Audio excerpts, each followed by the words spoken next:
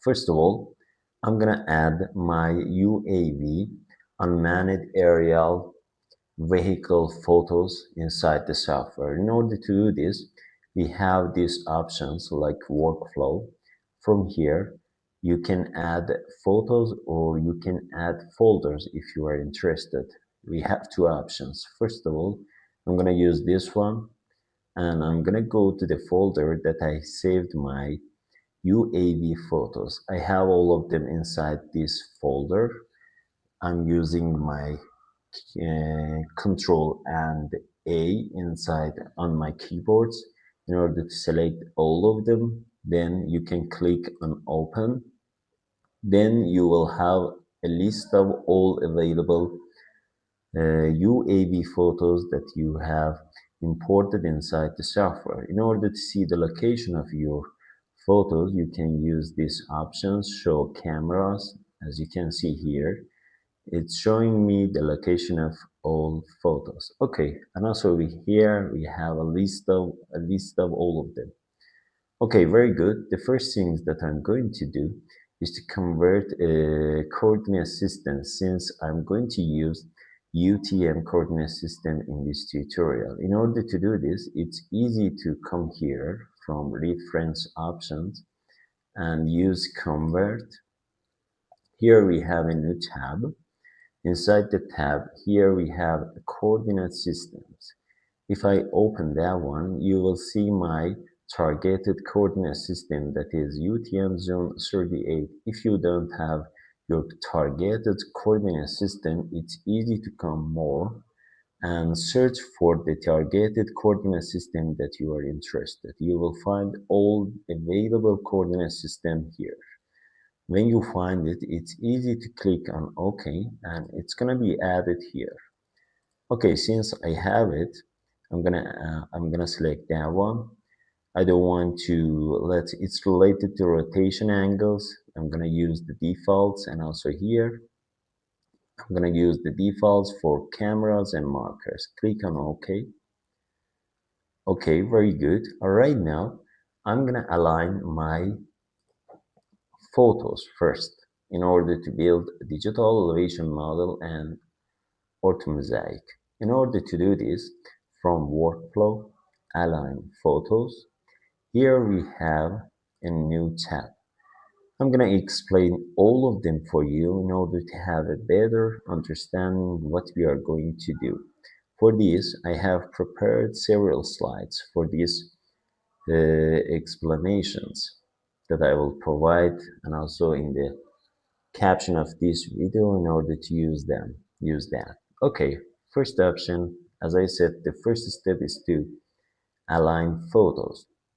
Inside the tab, we have a different, for example, parameters such as general and advanced. I'm going to explain one by one in order to understand what we are going to do. From align photos, we have accuracy, as you can see here. Inside the accuracy, we have different options from highest to the lowest. What these, let's say, accuracy parameters means. Here, I mentioned all of them. From highest, the options, what the role of these parameters. It's uses for resolution images, and also its usage. It's going to be good for small data sets, high precision project. And also it's going to increase the time of processing. Pay attention to this one. If you have a lot of UAV photos, if you have a lot of data set, it's going to increase the time of processing. Okay, the second one is high, as I said before. What's the role? It's related to slightly downscaled. And also the usage is for most professional work. The third one is medium, as it's for more downscaled, and also it's useful for medium project. By coming down from highest to lowest, the time of processing and also accuracy is coming down. Pay attention to this issue. If you want to use one of them, it's important. And also we have low. and lowest. As you can see, the explanation for both of them.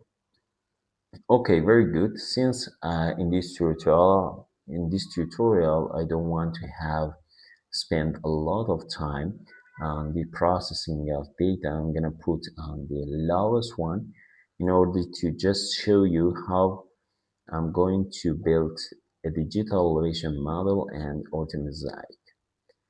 Okay, very good. Also, in the second one, we have here generic preselection and reference preselections. Inside that, we have different options such as source, estimated, and sequential. The first one is generic preselections. Here, I provided a brief explanation what this parameter is going to do, and it's checking image similarity before matching to speed of processing. It's better to keep it on because it's good for most data sets. Then I'm gonna keep check like this. Okay. The second one is reference preselections, as I said before, and it's important if you are using ground control points, I mean GPS data that I'm going to use in this tutorial too.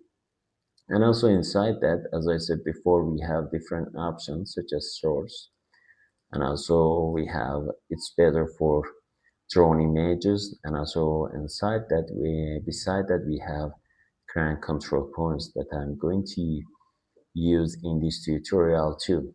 The second option is estimated, and we have a sequential. Estimated is one faster alignment. If you are interested in faster alignment, it's better to put on that, and for sequential, it's for large data sets. Okay, since I'm going to use GPS points, it's better to check this one too and put on source again. Okay, in the next part we have advanced. The first option is key point limit. What does it mean? Here I provided a brief information about this one. Maximum feature points detected per image. It's mentioning to that one. Then it's if you are working with a complex things or it's a complex project that you need to detect and also monitor a lot of complex features, it's better to increase to 80,000 to 100,000 if you are interested. However, I'm gonna leave them in default in order to decrease the time of processing, as I said before. The next one is type point limit, as you can see here, and also here I provided brief information, and also it's mentioning to the maximum number of matching points kept per image, similar to the, let's say this one, however a little difference. And also here it's a recommendation to increase to 80,000 from 80,000 or to 10,000 for detailed project, as I said before. And also I'm gonna leave it in default again. Here in apply mask 2, as you can see, it's not available for this tab. Then I'm gonna pass that one. In the down part we have exclude stationary type point. If you don't want to use these type points, it's better to exclude it. Otherwise it's not recommended to keep it on. The second one is guided image matching. Again, I have provided a brief information regarding these parameters. It's improving matching after initial alignment, and it's useful for complex geometry. What does it mean? It's good for architectural scans and objects with repetitive patterns. If you are interested, you can also keep it on based on your need. Okay, the last one here we have adaptive camera model fit-on. brief information about this one also you can find here. It's related to automatically select best camera parameters, and also it's recommended to keep it on. Okay, I'm gonna back to the software again.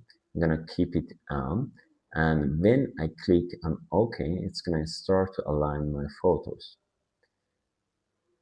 Since I put accuracy on the lowest one, the processing time it's going to be less than when I put on the highest one. However, if you're interested in higher accuracy and want to have a further detail, it's better to use medium to upper level such as high or highest one.